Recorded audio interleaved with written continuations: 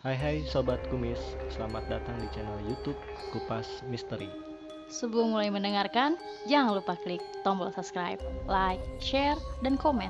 Dan jangan lupa untuk aktifkan lonceng notifikasi. Untuk hasil yang lebih maksimal, silakan gunakan headset kalian. Selamat mendengarkan. I can see you from behind. You can hear me in your mind. Run so fast as you can go. Time will catch you before you know.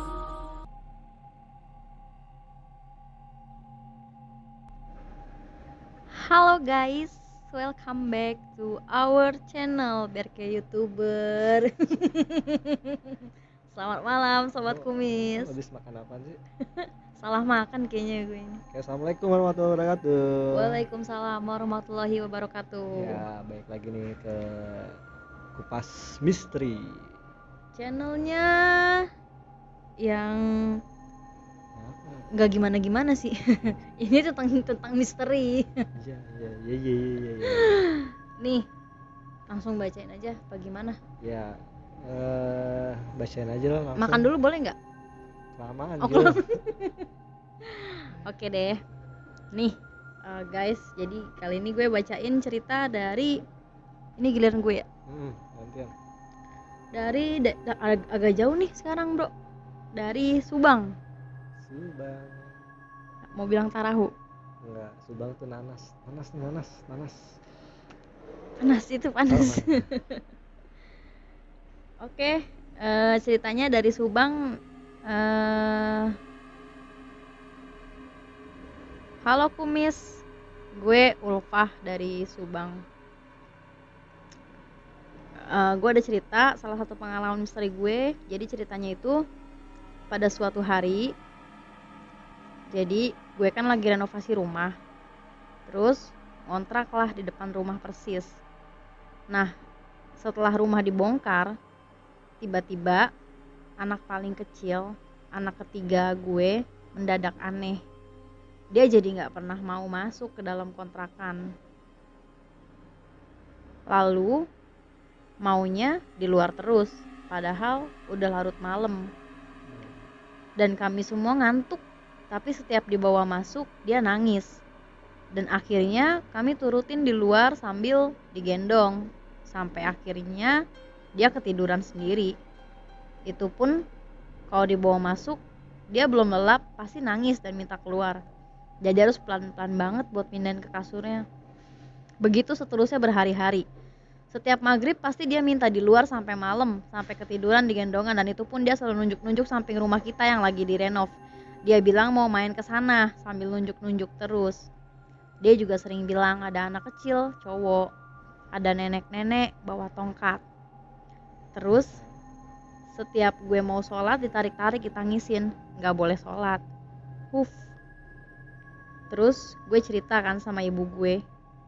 Nah, ibu gue waktu itu kebetulan lagi bareng sama ponakannya. Terus ibu bilang kalau ponakannya ini bisa lihat yang tak kasat mata. Akhirnya gue video call dia, panggil aja dia Mawar. Lalu si Mawar minta liatin si Bontot. Dia bilang lagi demam ya, padahal dari jauh, tapi dia tahu lagi demam. Terus dia bilang liatin dong rumahnya yang lagi direnov. Lalu dia bilang banyak banget di situ makhluk gaib yang ada di sana. Ya udah, dia saranin untuk terus berdoa seperti yang udah dilakukan.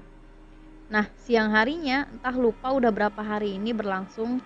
Siang itu mau sholat zuhur, anak ini marah, ngamuk, nangis, dan entah kenapa tenaganya sangat kuat. Dia terus melotot ke arah gue sambil terus baca ayat-ayat suci Al-Quran. Gue pelukin dia tapi dia malah lari menghindar ke arah kamar mandi. Gue samperin, gue baca terus ayat kursi dan 3 surah yang gue tahu. Dia kelihatan marah banget Dan yang kaget dia nyakar gue dan gigit gue. Tenaganya kuat banget. Gue sedih banget, kasihan banget dia. Terus nangis gak mau diem. Dan mertua gue ikhtiar coba bawa seorang nenek-nenek yang katanya bisa membantu masalah kita. Dia datang tanpa basa-basi. Dia langsung coba berdialog, entah sama siapa. Intinya dia minta untuk gak ganggu kita lagi. Akhirnya dia sempat berhenti nangis. Dan karena kelelahan akhirnya tidur. Gak tega banget liatnya, badannya yang kecil harus capek nangis terus dan gak mau makan. Gue terus minta pertolongan sama yang maha besar, berdoa di setiap sholat, karena gue yakin sejatinya cuma Allah yang mampu nolong kita.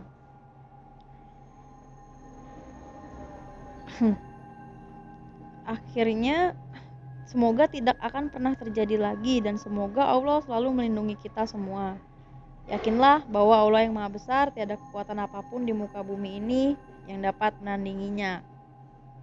Oke Kumis, semoga dengan cerita-cerita di Kumis kita jadi makin yakin bahwa hanya Allah yang selalu nolong kita. Alhamdulillah, barakallahu fikum. Assalamualaikum warahmatullahi wabarakatuh. Waalaikumsalam warahmatullahi wabarakatuh. Terima kasih ceritanya dari Ulfah. Oh, Ulfah di Subang. Jadi ini tentang rumah yang lagi direnov. Jadi setelah direnov itu mungkin kayak baru kelihatan makhluk-makhluknya. ada gangguan-gangguan gitu ya. Ada gangguan-gangguan gitu. Atau mungkin dia merasa terganggu ya. Yang tadinya makhluk yang stay di rumah itu tiba-tiba kan rumahnya dihancur rata ini. Karena dia harus ngontrak di depannya kan, otomatis kan nggak bisa ditempatin. Baru di situ ada gangguan-gangguan setelah rumahnya itu dihancurin. Ya, jadi di sini yang diganggu anaknya ya. Memang kalau anak kecil itu Peka banget. peka banget sama hal-hal kayak ginian ya. Ya mungkin menurut si anak itu ya dia biasa aja gitu kan, kayak ngelihat anak kecil. bermain, anaknya itu temannya dia. Anak kecil nggak tahu kalau itu tuh sebenarnya tuh makhluk halus gitu kan. Jadi ya emang anak kecil tuh rentan banget buat ngeliat Ngerasain hal-hal yang kayak gitu gini-gini ya, gitu. sama ngelihat juga. Mm-mm. Mungkin setelah itu semoga rumahnya Mbak Ulfa sekarang yang selesai direnov itu Ada udah gangguan, iya. udah nggak ada gangguan lagi, udah aman nyaman lah di rumah barunya. Mm-mm. Terima kasih udah kirim ceritanya. Nanti hadiahnya kita kirimin, nyampe kok ke Subang.